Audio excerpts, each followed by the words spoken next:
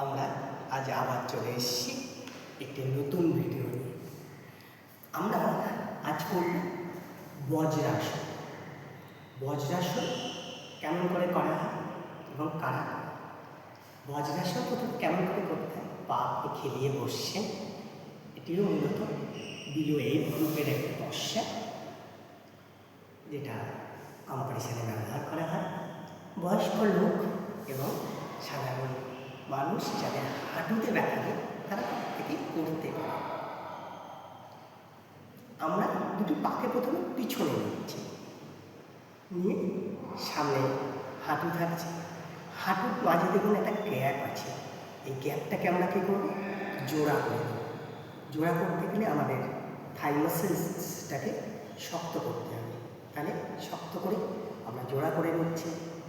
আমরা হাতকে সুন্দরভাবে সামনে রাখছি, একদম এটা বেন্ড থাকছে, এটা স্ট্রেট, পিঠ সোজা, শোল্ডার সামনের দিকে না রাখলে হবে না, আমাদের সোজা রাখতে হবে। সোজা রেখেছি, এবার আস্তে করে চোখ বন্ধ করব, করে আমরা কাউন্ট করতে পারি 20 কাউন্ট। আমরা 6 কাউন্ট করে দেখাচ্ছি আপনাদের। 1 2 3 4 5 6।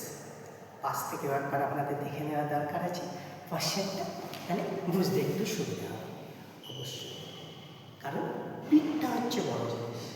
বজ্রাসনের নামকরণ হয়েছে এই পিঠের জন্য। বজ্রের ন্যায় পিঠ কঠিন হয় বলে, শক্ত হয় বলে এই আসনের নাম বজ্রাসন। একমাত্র আসন যা আমরা খাওয়ার পরে ব্যবহার করি। কোনো আসন খাওয়ার পর করা হয় না, আপনারা জানেন।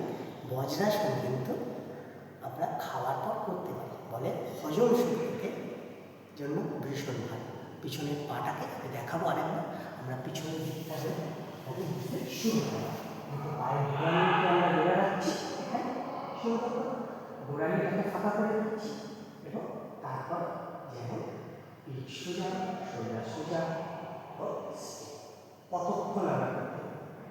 এই পশ্চাৎ মূলত আমরা 20 সেট করতে পারি। 20 বার করে আমরা 2 বার কি 3 বার করতে পারি। কারা আমরা বজ্রাসন করব?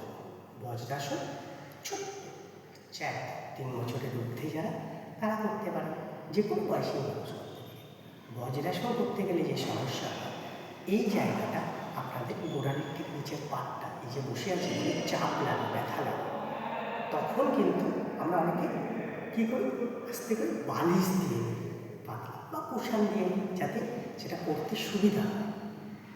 এইভাবে করলে কিছুদিন অভ্যাস হয়ে যাবে, তারপর সেই কুশান সরিয়ে দিয়ে আমরা নর্মাল সুন্দর বজ্রাসন করতে পারি। কারণ বজ্রাসনের নিয়ম হচ্ছে পায়ের এখানে কোনো ফাঁকা থাকবে না, হাঁটু একদম জোড়া থাকবে আর হাত সোজা থাকবে। ঠিক আছে?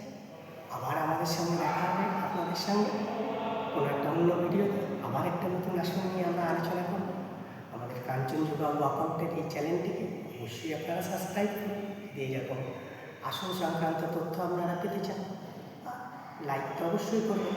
আর যদি ভালো লেগে থাকে, মনে হয় যে কোনো বন্ধু বান্ধব কিংবা ছোটদের উপকার হবে, তাহলে অবশ্যই শেয়ার করুন।